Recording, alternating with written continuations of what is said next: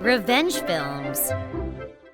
One unfortunate day, my wife got into an accident and was killed. I was at work when that tragic accident happened. One of my colleagues went pale and rushed to me to tell me the heartbreaking news. She told me that she just got off from a call and informed me that my wife got into an accident. The moment I heard that, my mind went blank. I couldn't believe it at first. My mind refused to believe that such a tragedy would happen to me. So I stood there in a daze. Then my senior colleague said, "What are you doing? Hurry up and go to the hospital!" He snapped me out of my daze, and before I knew it, I found myself running to the hospital in panic.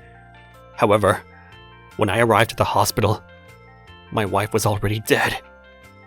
I was too late. The hospital also called my wife's parents, so my parents-in-law arrived at the hospital before me. When I arrived, both my parents-in-law were in tears, holding on to their daughter. I don't remember anything much after that. My mother-in-law, who was in a daze, worried about me, but I don't remember talking to her. That's how much in shock I was. My wife and I had 2 daughters who were in high school. The hospital apparently called their high school too, because a few minutes after I arrived, both our daughters rushed to their mother's side and cried a river of tears. Seeing that tragic sight before me, I realized that I needed to be strong for my daughters. So I walked to them and said, "Everything will be alright. Daddy's here." Why did Mom have to go? I continued to hug my daughters, who were filled with sadness and grief, because they lost the closest person to their hearts.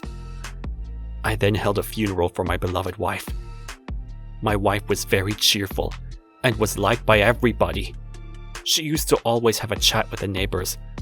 That's why, when my wife suddenly died, everyone grieved and cried when I informed them of her passing.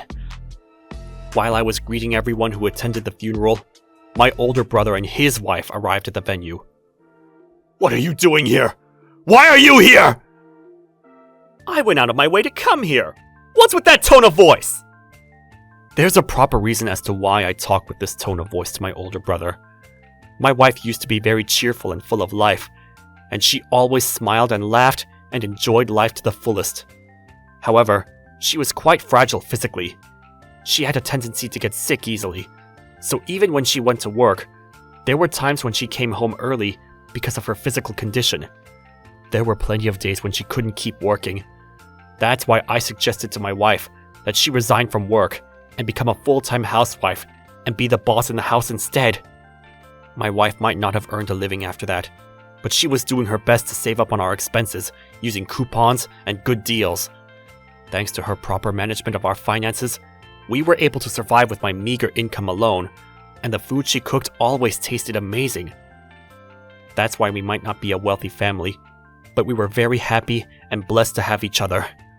However, my older brother and his wife always made fun of us, saying we were poor because of our financial situation.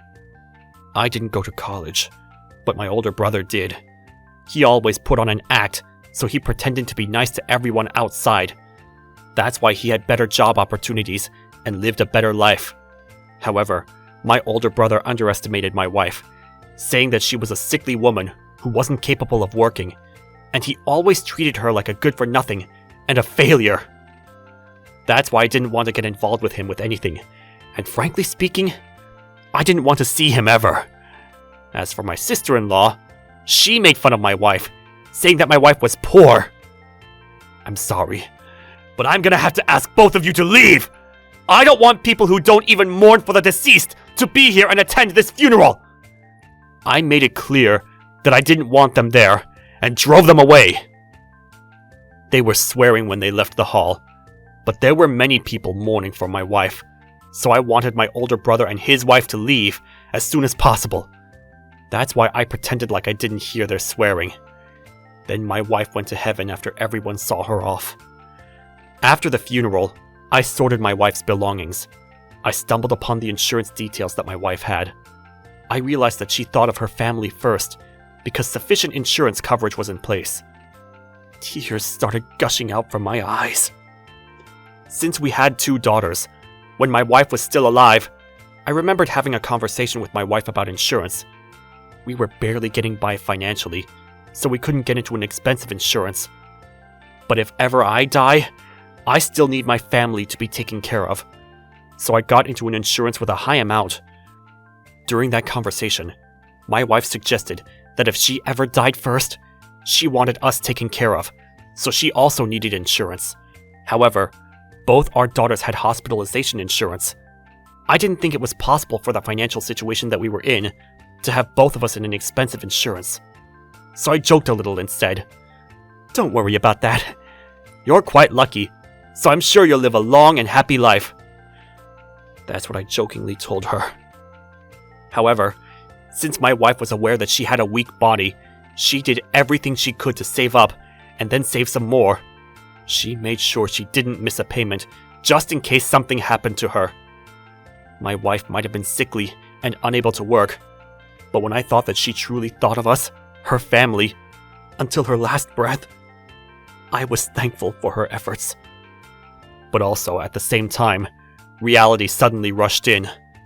It was the first time that I cried hard after my wife had died.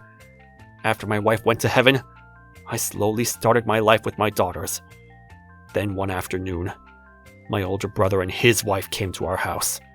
Actually, I didn't want to open the door for them, but I didn't want them to stand outside like stalkers, so I let them inside the house.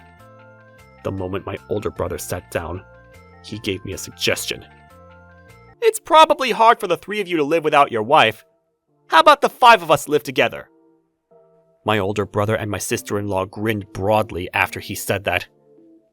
I was sure he was planning on something, so I replied, "There's no need for that. My daughters and I are capable of looking after ourselves." But he didn't back down immediately and responded, "Your daughters are still children. If you live with us in our house, my wife will do the chores like cleaning and cooking. What do you think? It's not a bad idea, right?" He had to be kidding me! There was no way that was possible! He mentioned that his wife would take care of the chores, including cleaning and cooking, but I knew that my sister-in-law had a sloppy personality. There was one time when I went to my older brother's house, but I noticed that their house was very, very messy. Also, his wife's cooking was unbelievably bad, so even my older brother ate out a lot. "No, we're more than fine without your help. If that's all you came here to say, get out of here!" "What's with that attitude? Are you planning to keep the insurance money all to yourself?" Because of my older brother's slip of the tongue, I realized what this selfish couple was planning. It seems like my older brother thought that by living together with me, he would be able to get a portion of my wife's insurance and use it for his own benefit. "You've got to be kidding me! Yes, my family did receive money from my wife's insurance, but that has nothing to do with you!" "Of course it does! We're family after all! Actually, I'm in a bit of a pinch financially. At least allow me to make use of her money. That wife of yours was a good-for-nothing, but at least she became helpful in the end."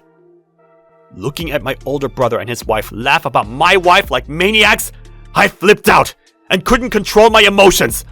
I banged my fist on the table out of anger. "Get out of here! I don't have a single penny to give you!" After saying that, I forced them to stand up from the sofa and I drove them out of my house. I decided to research on my older brother just in case. Apparently, they were both gambling addicts, and they were pouring quite a lot of money into that addiction. There was no way I was allowing them to steal my wife's hard-saved money. After that, I blocked my older brother's number from all my contacts. He contacted me again and again online, and he called me outrageous things like moneymonger. He also demanded that I hand him the money, but I ignored all those messages. However, not long after them visiting our house, my older brother and his wife were arrested by the cops. The reason why they were arrested is that when they realized that they couldn't get money from me, they planned to marry their 22-year-old shut-in son and my daughter. He kidnapped my eldest daughter, and he forced my daughter to sign the marriage registration. One of the staff members who noticed what he was trying to do reported him to the cops and got him arrested. When my daughter contacted me and asked me for help, I went pale. But I was truly thankful to the staff who noticed something unusual and immediately called the police to report the situation. After my older brother got arrested, his boss and his colleagues learned about what he did, and whatever pride he had left was crushed to pieces. The fact that he kidnapped my eldest daughter and forced her to marry his son, all his misdeeds were exposed at his workplace, so he got fired. As for my sister-in-law, her neighbors started calling her an evil witch. Now that my older brother and his wife lost their source of income and were drowning in debt, their house was taken away from them to settle the debt, and they were left in the streets to fend for themselves. When I picked my daughter up at the police station, my older brother looked at me and said, "You didn't give me money, so this happened! This is all your fault! My life is a mess because of you! Give my life back!" He shouted. It's all his fault for using all his money gambling, and also for kidnapping my daughter. But how dare he accuse me of ruining his life? He might be my real brother, but I will never forgive him for harming my daughter. My older brother wasn't sentenced to jail, but his life became a complete mess. Well, he's the one who made a mess of it though. Then, since my daughters and I never wanted to get involved with my older brother, we decided to move out of our house and start anew in another place. The new place I'm talking about is located near my wife's childhood home. When I told my parents-in-law that my daughters and I were moving next door, my father-in-law told me, "I feel very sad that my daughter passed away, but life still goes on for the rest of us. So if you move in close to our house, we might just be in your way." That's what my father-in-law said to me. But my wife is the only wife for me, now and forever, and that will never change. I will continue raising our precious daughters near my cheerful mother-in-law, who has the same personality as my wife, and my father-in-law, who reminds me and my daughters of my wife a lot. How was today's video? If you enjoyed it, please subscribe, like, and leave a comment. Stay tuned for more.